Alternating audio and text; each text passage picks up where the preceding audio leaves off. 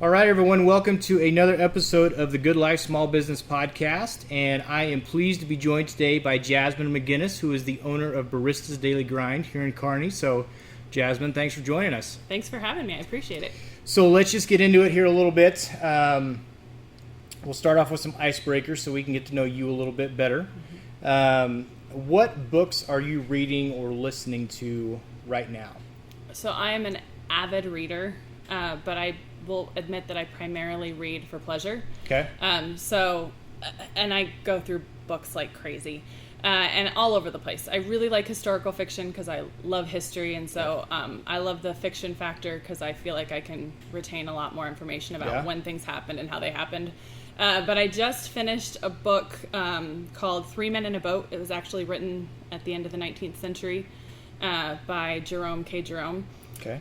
Not something I would normally read, but it's kind of a timeless story of anecdotes, and it was really interesting to see how many things from 100 years ago were still relevant or humorous or the same today, so that was kind of fun.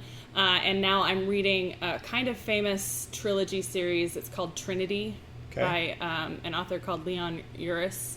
It's a lot about Ireland and the conflict between Protestants and Catholics and Reformation and things that were happening in that country.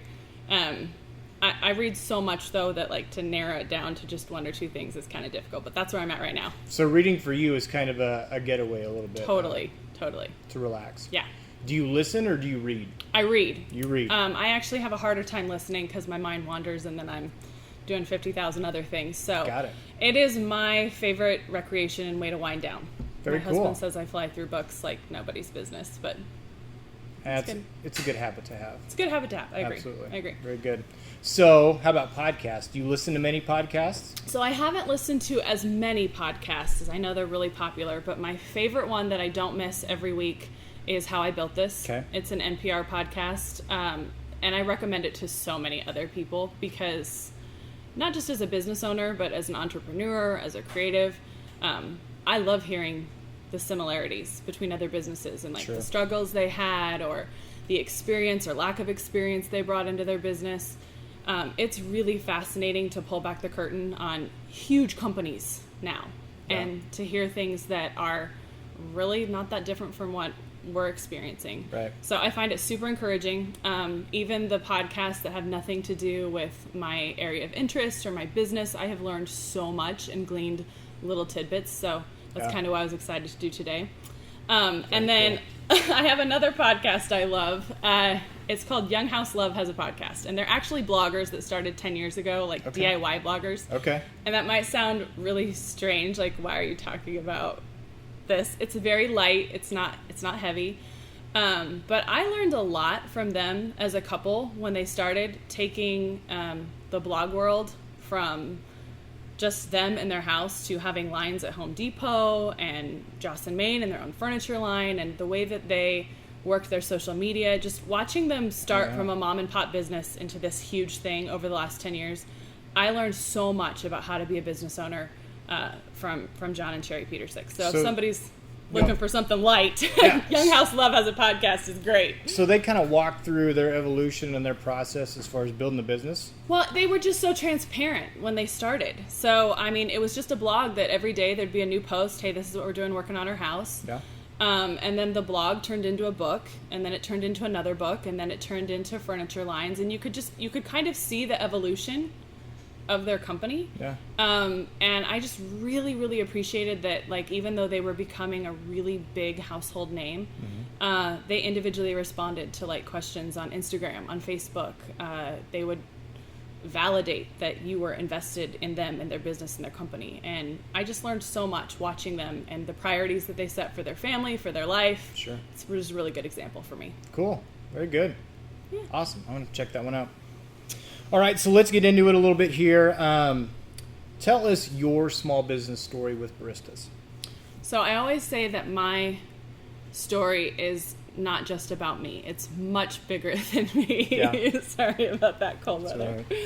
Right.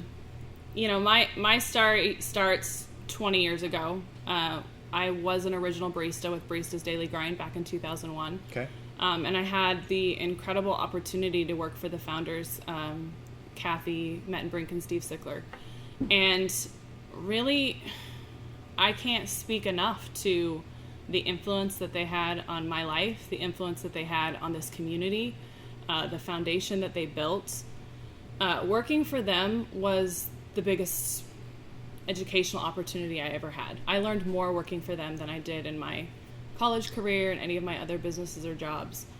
They had a profound impact on my life. So I can speak a lot to their story and what happened in the early years, but I'll be completely honest. I did not feel ready or capable of being the owner of Baristas Daily Grind. A lot of people think they know the Barista story. They know that we started franchising. We opened up, 8 stores in 4 different states. We were working on 18 franchises. Wow. It was really cool to be 21 years old working for this company that was just getting off the ground. Mm-hmm. I actually, at the time, was the wine specialist for Baristas Daily Grind. So we did coffee in the morning and wine at night. Okay.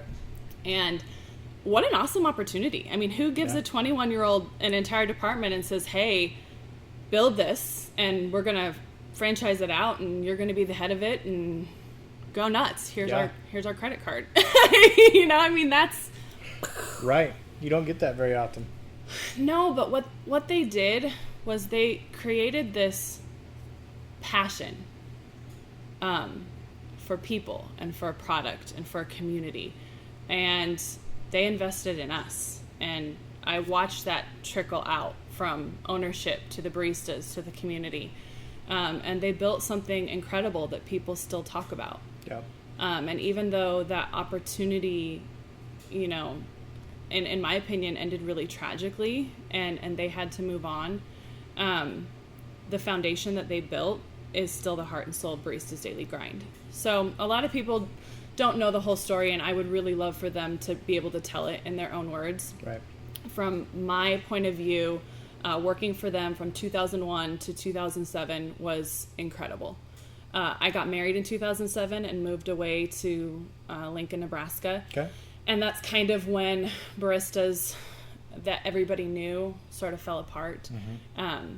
I'm very proud of being a part of that crew that was here, though, because when we lost all of the stores and everybody else didn't know what was going on, us baristas did. We knew who we were working for and what we were doing, and that's why we went to the street and worked in kiosks for 60 days until, Kathy's son, Ryan Denhart, was able to get this location and bring Baristas Daily Grind over here. That is a huge testament to the foundation that they built, that all of those baristas stayed. And this was, you got to think, this is 2007. Yeah. This is before Facebook was public. This is before social media was around. I, honest to God, believe that if we had social media in 2007, baristas would still be in their original locations because we would have been able to be a lot more transparent about what was actually going on. Yeah. Yeah. So it sounds like a buzzword nowadays is culture, company culture.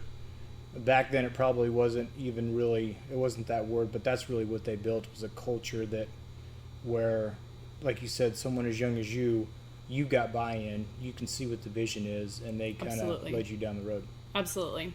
So that was really amazing. It was also really heartbreaking because when you get to be a part of something as incredible as what Baristas Daily Grind was, and transforming downtown and transforming a community, and then losing all of that and ending up in a little strip mall across from the college. We went from having 3 stores in Kearney, a North store, a bakery, and a drive-through, to one little store in a not ideal location. And I'm 100% transparent about that.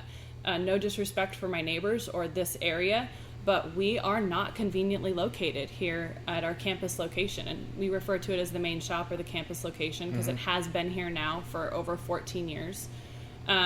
We were very well aware of the struggles. For a long time, we had no signage. Everyone just knew it was kind of by Bill's Liquor. Right. We have a horrific residential alley that I like to joke is Extreme Coffee if it's not graded, because you get it and you're bouncing around down there.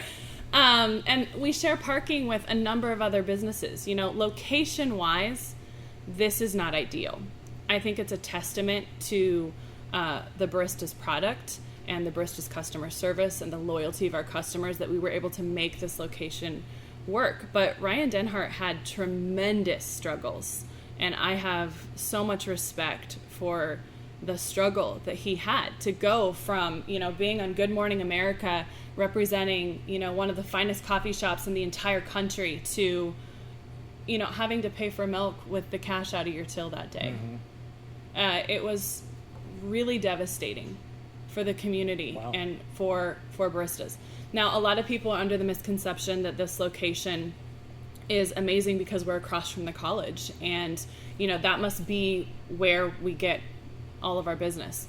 I can honestly say that the college makes up only about 30% of our business, and it's not convenient. There are 5 coffee shops on campus, including a full-blown Starbucks and little coffee kiosks in almost every college. So we actually have to work against those odds and get those kids to want to leave their dorms, leave their college, come across the street, and come over here. So that's definitely not the core part of our business. The door's going to open here. So, think about that. In order for baristas to be successful, go around, please. Thank you. In order for baristas to be successful, we had to overcome the challenges of not having a great location, of getting those students to come across the street, of being able to get Kearney to still choose us. And, we sort of set the culture for coffee in this town.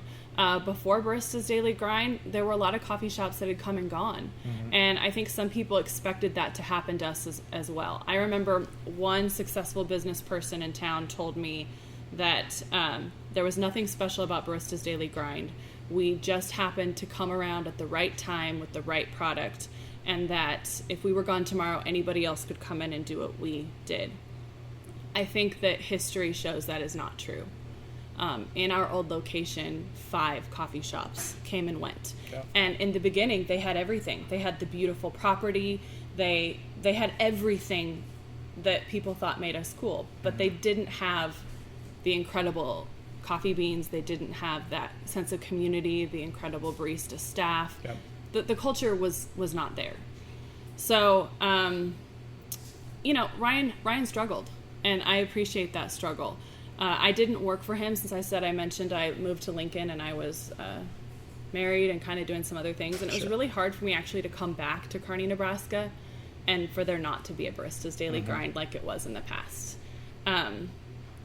Eventually, my husband and I did decide to move back. We thought we were going to start our family, and we thought that we were going to be close to the grandparents. And so when we came back, I took another job at UNK, and then had kind of a scary medical thing happen in my own personal life. Okay. So it's ironic that I didn't intend to come back to Baristas. Ryan had offered it to me. He was sort of wanting to start his family and move on to something else, and I really appreciate the struggle that he was under. I can honestly say I turned down ownership of Baristas 3 different times. Wow. I think it's very kind that people kept coming back to me and saying, do you want it?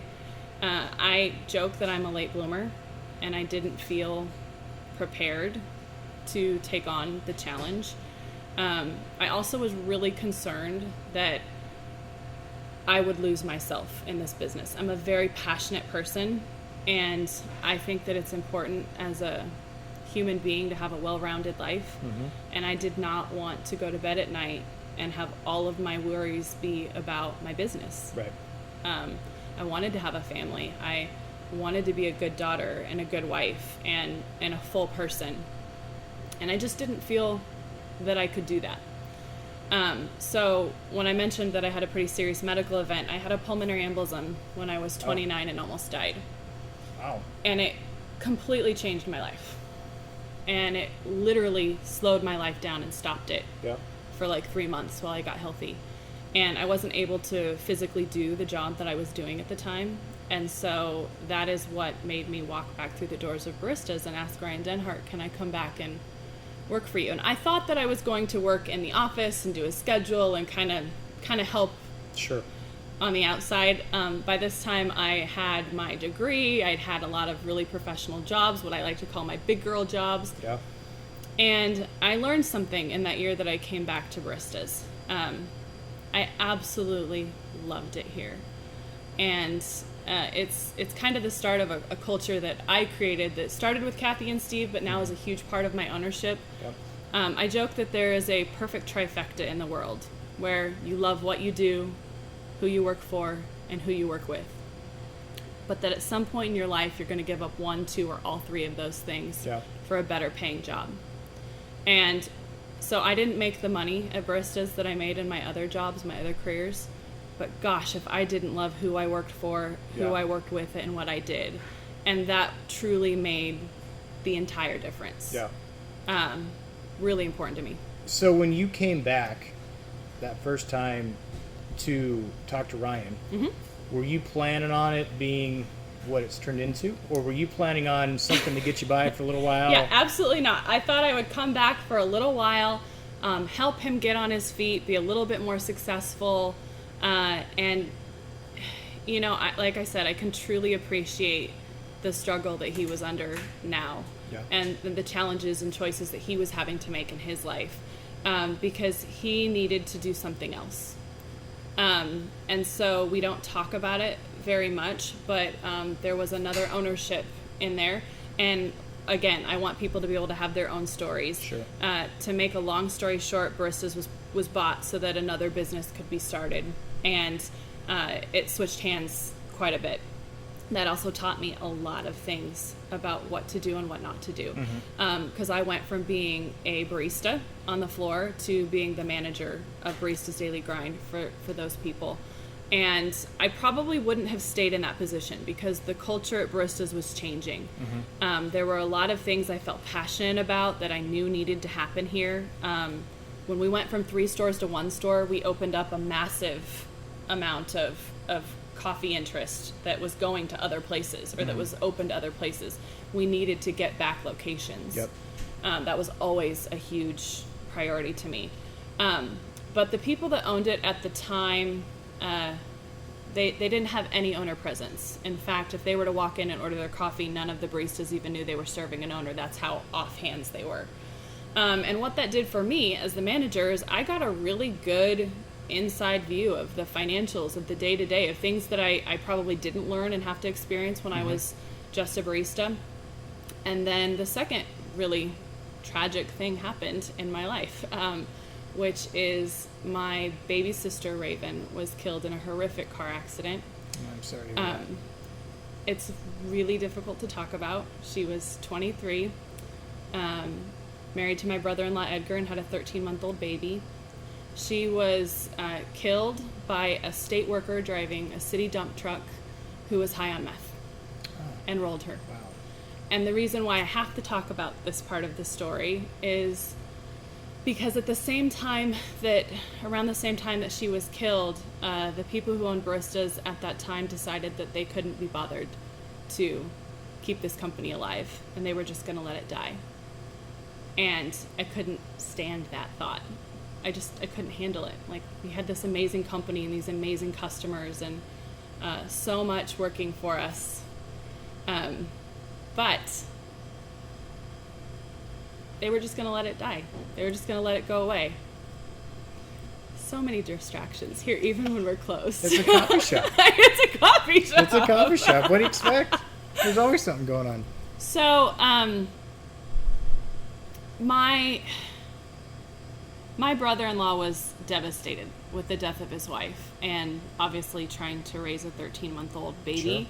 Sure. His whole life changed, and he was not okay for a while, as anybody can understand. You would not be.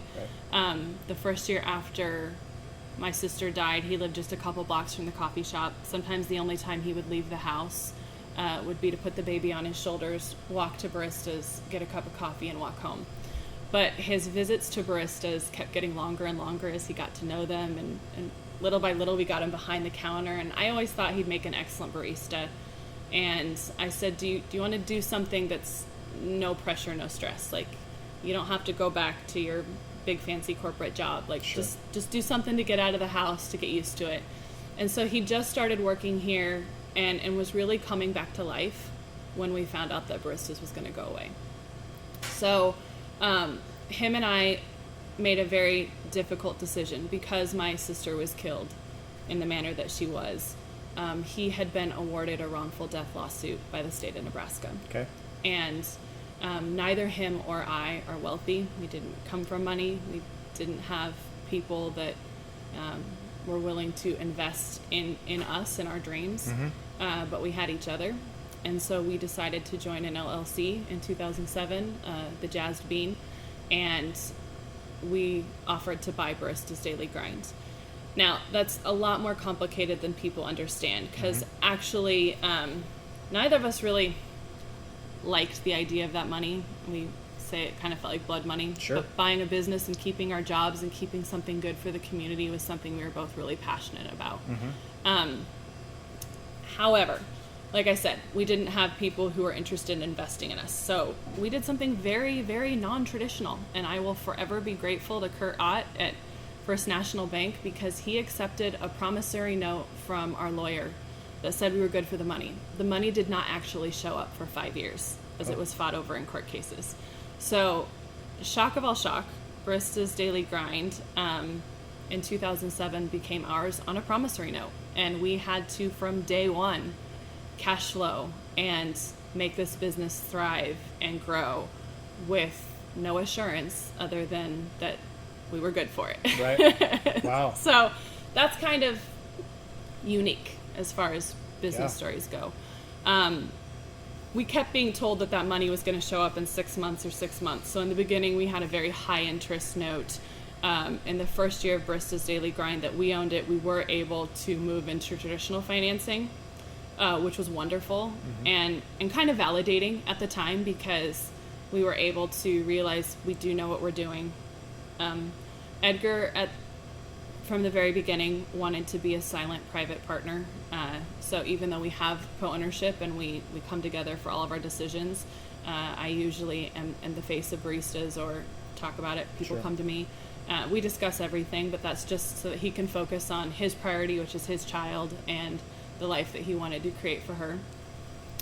In the very beginning, we knew we needed to get a second store. We had to. This location was not a great location, and even though we were doing an incredible amount of business, like I said, that void had never been filled from us losing 3 stores. Sure. And we were watching as corporate coffee was moving in and more coffee shops were moving in. And I don't ever speak about the other independent coffee shops. I want everybody to succeed and do well. I want them to work hard. The sad reality of the world is that most businesses fail within the first 3 years of business. That is especially true of coffee shops.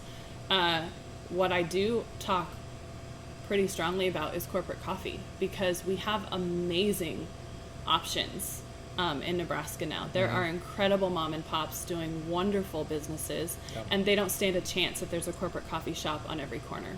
So our number one goal from the get-go was to get a second location, and we could not make that happen. We had 2 failed attempts in the first 2 years that wasted 2 years of our time. And then in the 3rd year of business, we decided to, everybody wanted us to go north. We wanted to go north. I still want to be north. We couldn't make it happen. Not with being brand new business owners who just purchased a business and, we're trying to cash flow $500,000 right off the bat. Sure. So we focused really hard on our brand, on the quality of our products, on investing in our baristas and making sure that culture that I fell in love with, 20 years ago was the culture that we exemplified, and we really focused on showing the public that we'd come full circle, that Baristas was back in the hands of an original barista with original barista dreams, and that sort of channeled all of the movement that Edgar and I have made in the last 7 years. And that's actually the really weird thing, is that as of this year, he and I will have owned baristas longer than any other baristas owner, including the founders. Really? Yeah. So when was the moment that you kind of realized that? Was it? It honestly was only this year. Yeah. I do a lot of yearbooks for the kids, because I think that as a business owner, it's hard to kind of remember when things happen. Yeah. It all can kind of blend It's a blur. together. Yeah, and some years you feel like you haven't done anything. Yep. I didn't want to ever feel that way. So the one thing I will say I love about social media is I love Instagram. I love that people take time out of their lives to take a picture of something, to capture something as a memory. I don't care if it's marketing. It tells a story, and I've always loved photography. Yeah. So I have yearbooks each year that show all of the different things, the changes that we made. Some the public will recognize, some they won't, but they're huge for us as a company behind the scenes. Cool. Well, now talk about the second location, because when we were talking yesterday on the phone, one of the things that I appreciated about when you guys were opening up that second location, and thank you for coming south, because I live on that part of the town, so thanks. Good, that's awesome. But what I appreciated was that you documented that journey. I mean, it used to be a bank. I used to make deposits there. And so you weren't just buying a building. You had to turn that thing around and basically gut it, right? Oh, yeah, completely. So that's the funny thing. As business owners, I think that we can really become fixated on what we think needs to happen and how that needs to look and how it's going to happen, and be completely blind to missed opportunities. And that's how I feel about the 2nd Avenue South location. I actually drove by that bank. It sat empty for like 4 or 5 years. Yeah. And I would drive by that location and think, that would make a cute coffee shop for somebody. That would make a cute coffee shop for somebody. And I was the owner of Baristas Daily Grind. I never thought I should make that a coffee shop, because I was 100% fixated on North Kearney, maybe getting back my original location, maybe building something up there. We had tried to build something. We had blueprints for a drive-through coffee shop in the north part of Kearney. We just couldn't make it happen. And so I saw a sign on the bank a couple of years ago, and it said for lease. And just for kicks and giggles, I went online to see how much it was to rent. And I thought, 2nd Avenue, like that's one of the busiest cross sections in all of Kearney for traffic. I thought it's going to be like $5,000 a month, and that wasn't in our budget. And when I went online and saw what it was going for, my jaw dropped, because it was in our budget. But I'd never been in it. I didn't know, like, is this just this idea that I have? So I'll never forget the day that I called Steve Coram with Home Realty, and he got me the keys, and we went in and toured it. And all I could see is potential.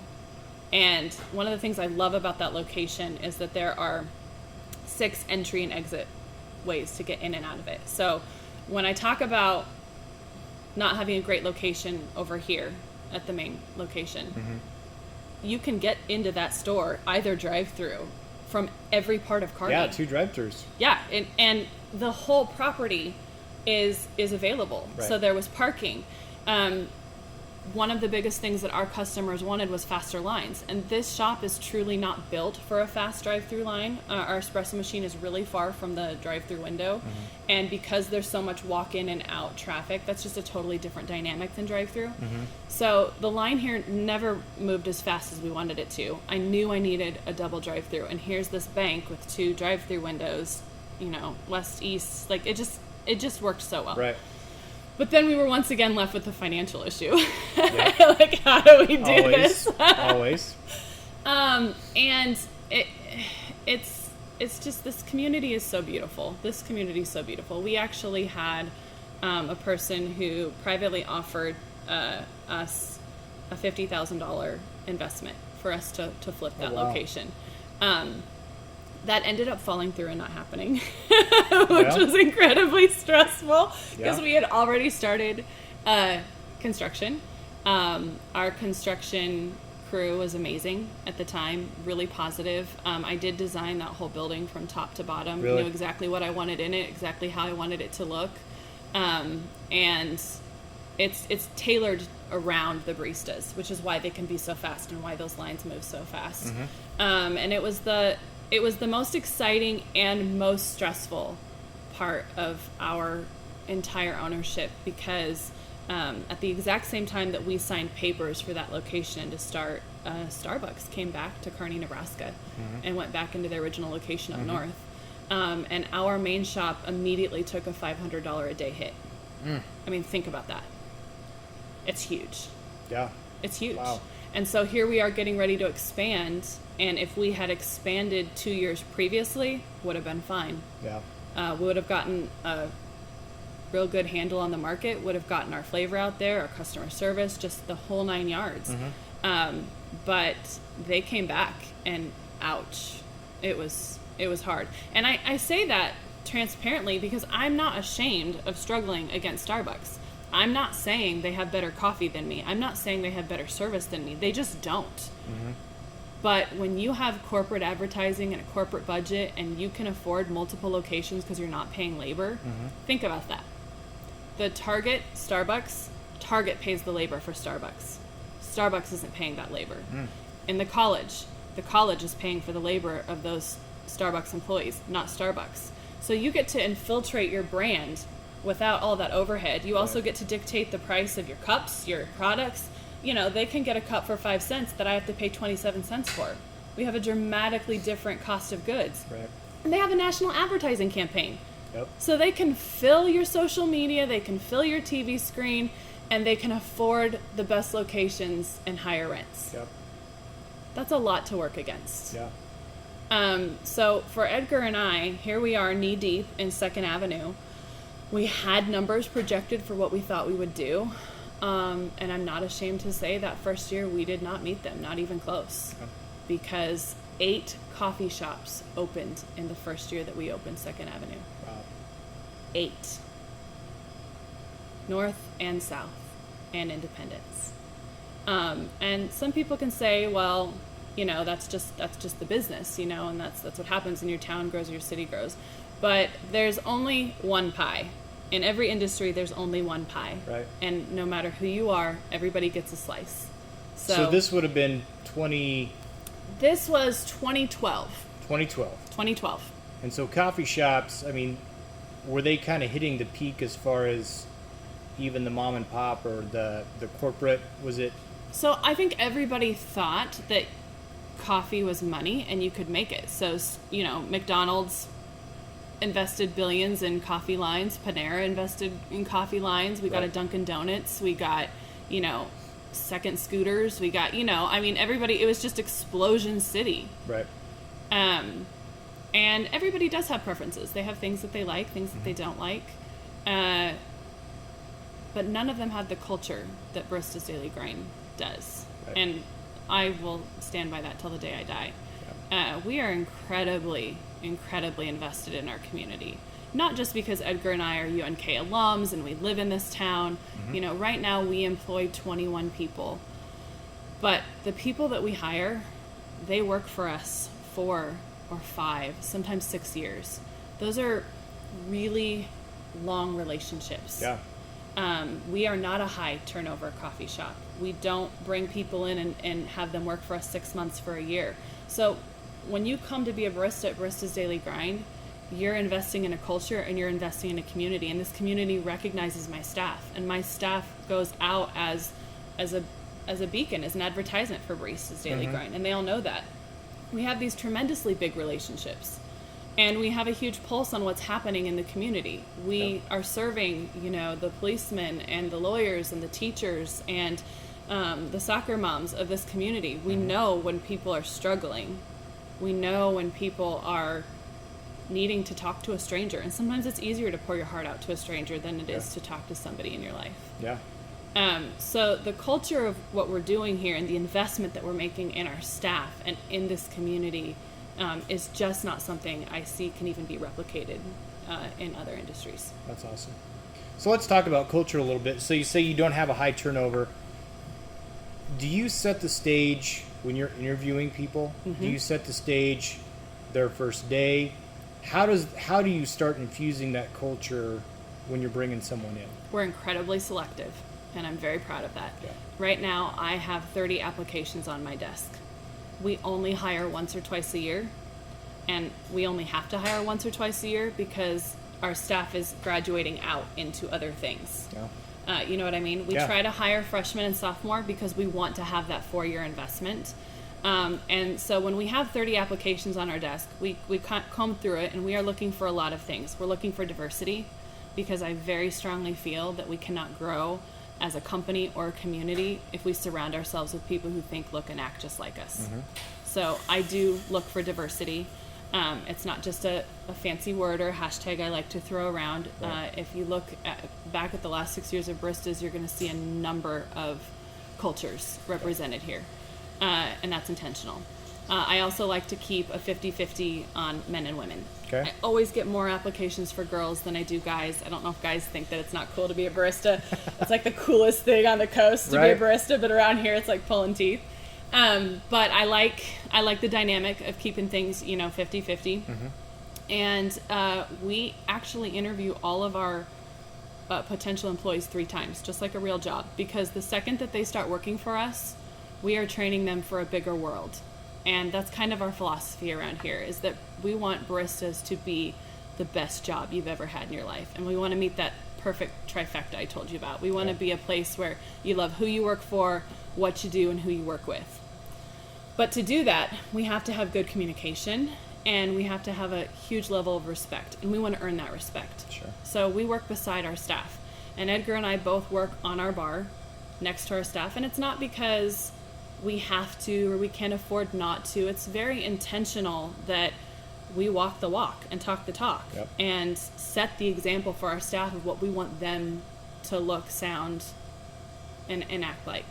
And so in that interview process, we're already looking for somebody who's going to complement the family, who's going to help the family grow, who's going to bring a new dynamic. Maybe we've got a lot of people with a lot of energy and we need somebody a little bit quieter. We don't know what it is until they walk in. Sure. But of those 30 applications, probably only 5 people get interviews, and of those 5 people that get interviews, only 1 gets hired. Wow. So it sounds like to me, though, correct me if I'm wrong, what you experienced when you started working here, you're kind of bringing full circle to who you're bringing in. Absolutely. And then Edgar and I are very intentional in getting involved in their lives. So when I worked for Kathy and Steve, I'd never worked for somebody before who brought me dinner or invited me to their home to just chill, and not in an inappropriate way, in a very awesome team building. We're going to make you pizza, and we're going to talk about your dreams and your life and get to know you and see you as a person outside of this job. So Edgar and I are very intentional about doing that and creating opportunities for our staff to do things together so that they can become a good unit. And there are challenges to this because, like I said, not everybody thinks the same way, believes the same way, looks the same way. We have conflicts and problems. I'm not going to say we don't. Right. But one of the things that I am so incredibly proud of is that I will have team members who say, I don't want to work with this person. They drive me nuts. And we don't allow that kind of culture. We make everybody work through their problems, talk through their problems. And in the real world, you don't get to choose who your boss is. You don't get to choose who your coworkers are. Right. So this is a good time to learn those life lessons. And 9 times out of 10, the people that start out hating each other are best friends a year later, and best friends years later on. Right. And I love that ripple effect. I love the fact that we create a culture of people who feel like a family. Yeah. And it's not hard to get them to, as I joke, drink the barista Kool-Aid because it's a part of them. They're obsessed with learning the craft of making coffee. They're obsessed with what we call pure customer love and making sure that no one is invisible. Everyone is seen. Everyone is welcome to come into the shop. And because we're doing that behind the scenes as well as in front of the scenes, we have a really healthy work environment where everyone feels that they have a voice at the table. We don't always, change and do exactly what your idea is, but you're more than welcome to present it. Yeah. And I love seeing the ripple effect that we have of these kids when they do go off into the world. They all take a piece of baristas with them into their cultures and into their lives. Yeah. I think that it's, even if they, if you've got an employee that suggests a change, even if the change doesn't get made, the simple fact that they got to state that and that you heard them out. And it's always benefited baristas. Like, baristas has always been a collaborative effort. I think that's one of the key successes of most businesses is I may have the final say and in charge of who's steering the ship, but I do not know everything. Yeah. I'm not going to know everything. And I love being able to bring people into my team that are better at things than I am, that Sure. I can glean from, that I can learn from. That's how Baristas has gotten more successful, because everybody's left a mark on how things could be more efficient or how things could be a little easier. Mm-hmm. And I don't understand leadership where you close your ears, shut your eyes, and act like you know it all, because Right. they usually are going to fail. Was there ever a time when you guys were just getting this off the ground and you had the note with the bank, from a culture standpoint, where did you ever lose?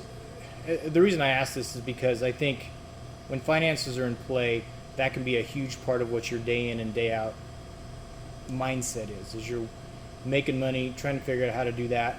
Was there ever a time when you kind of lost vision as far as what you wanted the culture to be, or no matter what, that was always... No, absolutely. There's definitely a time. And I did lose my vision there for a while. So when Second Avenue did not take off the way that I thought it would, I'm a very creative person, and I actually don't like the financial side of things. It's the part of my job that I have to force myself to do that Right. I don't think I'm great at. We have wonderful accountants. We have wonderful, people that help with like the really important stuff. But Sure. I still have to balance that checkbook every week. I still have to pay the bills and steer the ship. The second year of Second Avenue was incredibly difficult. Like I said, 8 coffee shops had opened. And I kind of became obsessed with Starbucks, and that sounds terrible. And I probably did things that I'm not proud of because I was so fixated on, why are you going there? Like, Right. what do they have that we don't have? Like, what is the appeal? Like, Right. I just could not wrap my head around it. And that was detrimental to my team. It was detrimental to the culture of baristas. And I really needed a swift kick in the pants. And I got it. I'm very close with the original founders of Baristas. And, I was constantly being told by Kathy, Jasmin, your team needs a leader. They need you to lead. You have got to stop focusing on this over here and focus on what you can control. And so I had to really, really readjust my expectations. And I learned some really good lessons. I learned there's never just one thing that's going to make or break you. Yeah. You can't fixate on, I'm going to bring in this product and this product is going to bring everybody to my store. You can't turn into, I'm going to create this commercial and this commercial is going to bring everybody into my store. Likewise is true. So I had to remember to go back to the basics. And the basics for us was, we do have the best product. How do we make sure that it's consistent and perfect every time? How do I infuse my baristas with passion so that they come to work loving what they do, and every customer that does come in, we validate and we feel good and we appreciate, and we meet the expectations that they have coming to Baristas Daily Grind. Once I went back to the basics and started focusing on what we do best, and stopped, I stopped looking at everybody's social media except for my own. I did stop listening to podcasts and other people's things and realized that I needed to just for a while stay in my lane and do what I did best. Sure. It helped me refocus. It helped us get back on top of things. Of course, just time was beneficial. Sure. And then we got hit a second time. And I know a lot of people in Kearney have talked about this. But, everyone's talking about 2020 and how difficult it is. Yeah. 2019 was horrible for Baristas Daily Grind. We had the floods that started, and I really do feel that Kearney, as a community, suffered financially and economically. How could you not when so many people were hurt and affected by that? But then this location here, the road closed. The state shut down all of this road from March until September, and this store used to be our rock-solid store that we could count on for everything, and it completely flipped and changed. And then we had a pandemic.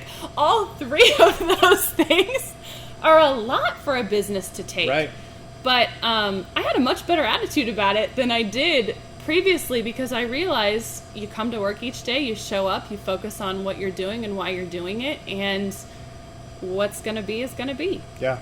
I think that's the perfect answer, because I think no matter what, as a business owner, when you get into it, at a certain point, you do get distracted by things. And I think that for everyone, at some point, maybe not for everyone, but I know I went through it where I've had to just kind of refocus and kind of reel it in a little bit and Yeah. and just kind of get back to the basics, like you said. And that's something I'm kind of grateful for COVID to have done as a nation, as a country. I think that sometimes it's really easy to jump on the hamster wheel and think that success is bigger, better, more, and lose sight. Like I said, part of the reason why I didn't want to be the owner of Baristas all those years ago is because I wanted to be a well-rounded person who didn't just focus on my job and wasn't just known as a person who had this job. COVID kind of forced people to do that. They forced them back into their homes, back into their dining room tables, around their families with their children. Yep. And for some of us, we don't want to go back to how it was before. I mean, obviously we don't want the world to be in this situation that it is right now, but priorities became very clear. And there's a really famous book about, knowing your why, and lots of people listen to Simon Sinek and things like that. And it's valid because it's true. You do need to know why you're doing this. And Edgar and I own Baristas Daily Grind because we feel that it brings value to the community. We're passionate about what we do, but the biggest impact we get to make is on the kids that work for us. Yeah. And over the last 7 years, we've had the privilege of, deeply affecting a lot of lives, not just in providing a great work environment. Some of these kids we've sent to Greece and Seattle and, given other opportunities outside of Kearney, Nebraska, investing in them and their education, and watching them become amazing people that are going to go out and do amazing things in the world. It's just like being a teacher, but in a business setting. That's awesome. So let's talk about the pandemic, COVID-19 a little bit. One of the questions that we always ask on this podcast is, what's one thing, because there is so much negative, what's one thing that you have implemented or that you've taken out of the pandemic, that you've implemented in your business, that you've taken out of it and said, this has made us better? We're forced to do this, but it's made us better in the long run. Yeah, like I kind of mentioned, I'm super grateful for this experience, and I can't believe I'm saying that. But having Kearney shut down in March, having to close this store, having an entire nation and country and world shook up by the same thing happening at one time, it gave me freedom. And that might sound really strange, but I think that most business owners, if you don't have a sense of fear in your belly, you might not be doing it right. It's not like we all have the answers. Right. But this was a different kind of fear. I had to pivot, and I had to pivot quickly, and I didn't have time to worry about if the decisions I was making were going to hurt or affect people the way I probably would have before COVID. Right. I just had to act. And because of that, there are things that Baristas has done for the last 20 years, and because they've always done them that way, that's how we never changed. Right. And we needed to change, and COVID provided me that opportunity. So, like I mentioned, because so many corporate coffee shops opened and other stores opened, our pie got smaller and smaller, even though we opened that second location. So for 2 years, we were, barely profitable at all. And that was tremendously difficult. We were having to make a decision. Do we keep both stores? Do we, and if we don't keep both stores, which store do we keep? Because the main shop has tons of seating inside, but Second Avenue potentially had more traffic that could go through it. Right. We never opened that location for inside seating. In fact, our dreams for Second Avenue are to grow it so that we have tons of outdoor seating in the garden patio and bring back what we did downtown, but on Second Avenue. Sure. We were not getting ahead fast enough to keep growing in that direction. And so we were trying to face some really difficult choices in February, March. And when we shut this shop down, my fear was that I would be sending all of the people that came here out to my competition. And instead, I was so grateful that all of the people that came to this store went over to our Second Avenue location. And instead of us having to struggle, and instead of us floundering or like being still, we were actually thriving. And just that fear being gone of like, will they support us? And I realized, no, we have this amazing product. We have this amazing customer service. There's just not enough people that know about us. And actually shifting all of that traffic over there brought even more attention to what we were doing.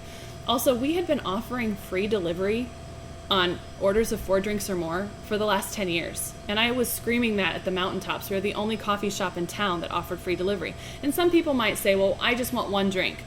I need to have like a $20 minimum to warrant a barista going out and leaving and coming to you, which is why we had 4 drinks or more. But if you're at the office or you're at school or, you're even at home and having people come over, how convenient is it to have the drinks come to you hot, fresh, made? I mean, wow. But when COVID happened, suddenly everybody knew baristas, delivered. And that was incredible. So Edgar and I were also able to do something else. In us trying to debate which store we would keep or could we keep both, this store was very tired.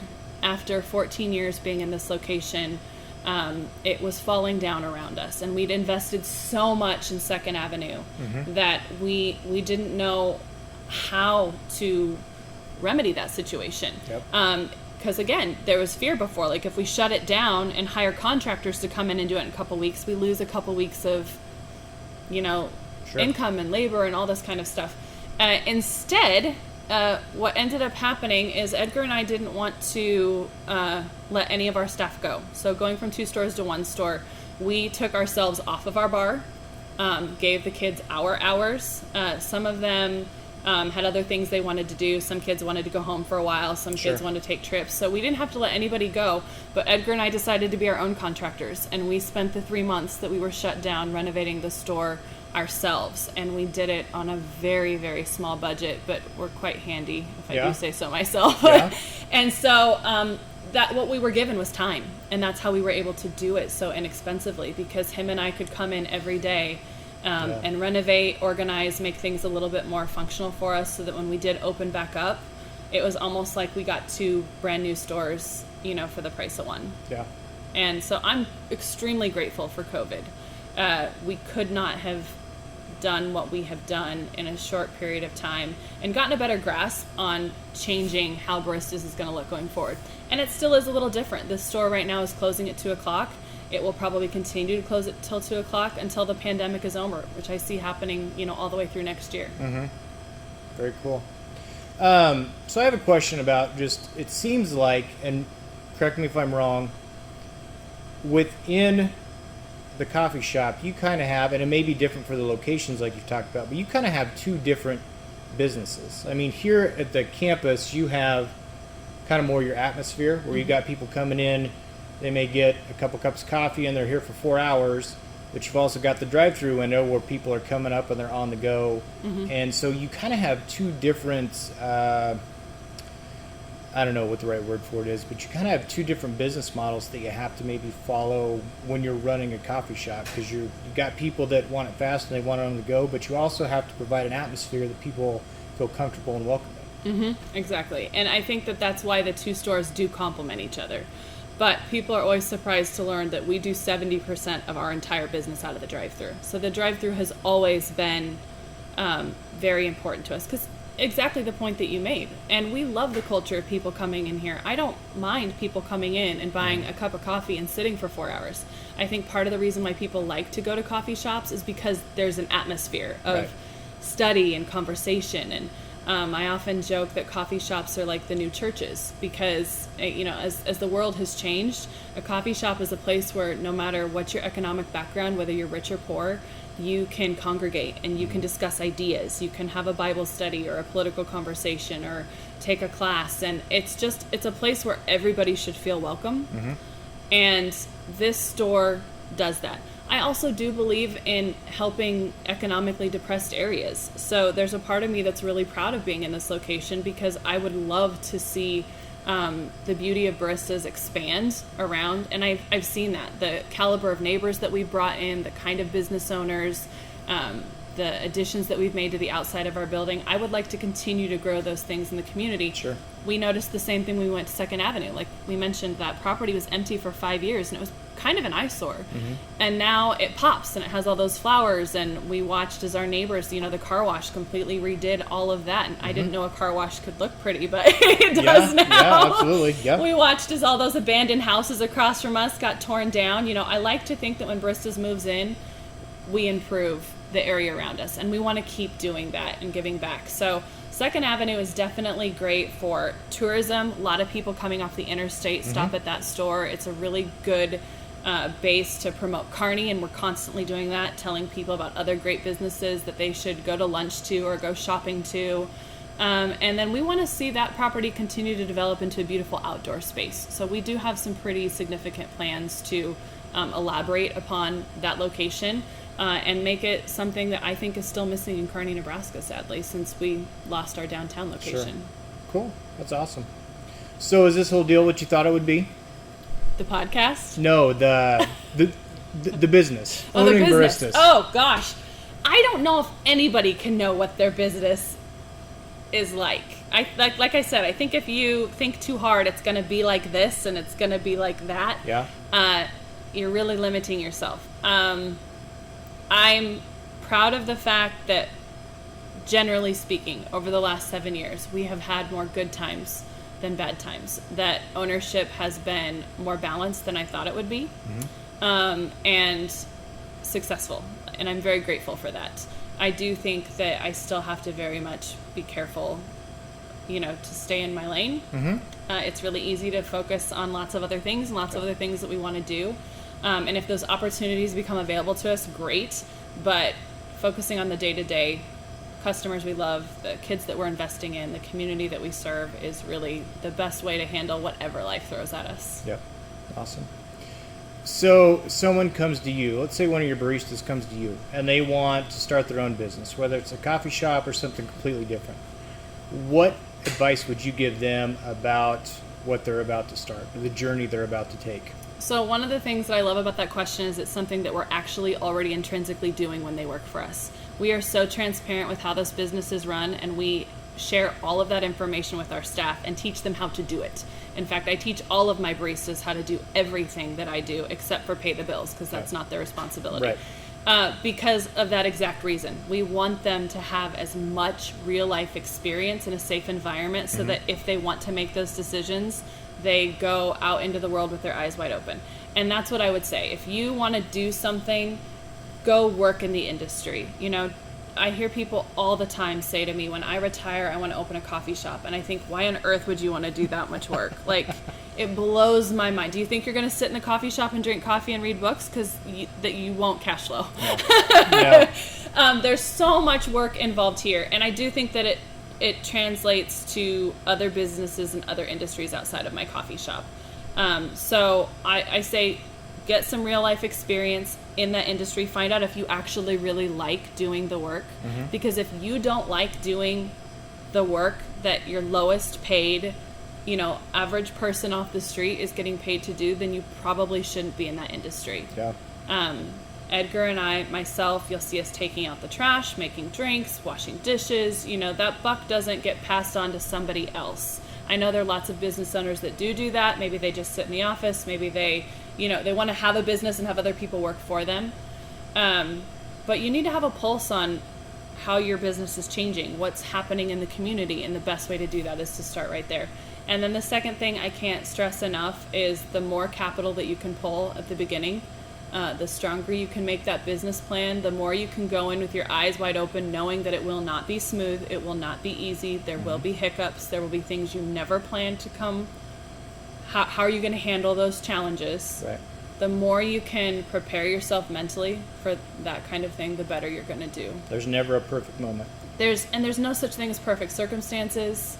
I 100% don't believe what that gentleman said about a business coming around at the right time with the right industry. I just don't believe that's true. Right. When things are successful, they're successful because the public wants them, and you filled that need and you did it well enough that it grew. Yeah, absolutely. So what would you like everyone to know more about Baristas as far as what you guys have coming up? Is there anything that you want the community to know? I guess also, where can we find you? Social media, Sure. Website? Let us know that too. So website, social media, or Baristas Daily Grind all across the board. So Okay. for Instagram, Facebook, website, what I want people to know. First of all, I just want to say a tremendous thank you. And it kind of chokes me up and makes me emotional, because we are not a business without the people who walk through their doors. And I value so much the hard-earned dollars that people make There are people that come to baristas that probably should be using that money, to buy groceries, but maybe this is the thing that helps them get through their day. It's their one treat, what have you. Thank you. Thank you for choosing us. Every time you choose a local business, you are investing in real people, families, this community. And Edgar and I could not do this without their support. So that's the number one thing I want people to understand, is that we appreciate your business. We also want to earn your business. So if you are a person that is, perhaps a fan of a corporate coffee shop or going someplace else, just give us a try. That's all we'd ask. Yep. Please just give us a try. There's a wonderful thing in the coffee community called a caffeine crawl. And I know everybody knows what bar crawls are, but in a caffeine crawl, you get something you like. Say you like a vanilla latte, and you go to every coffee shop in that town and you try everybody's vanilla latte. Oh, nice. And then you decide what you like. Right. We want people to do that. We want people to find what they like and support what they like. And even if that's not me, we appreciate that loyalty if it's small town business. The other thing I want people to know is, we do deliver, and we love to deliver. And we have a tremendous kiosk that can come do weddings and graduation parties. We rent out all of our shops, and especially this main shop. Now that it has been renovated, it's a really great small space. We rent this whole building out very reasonably all year round.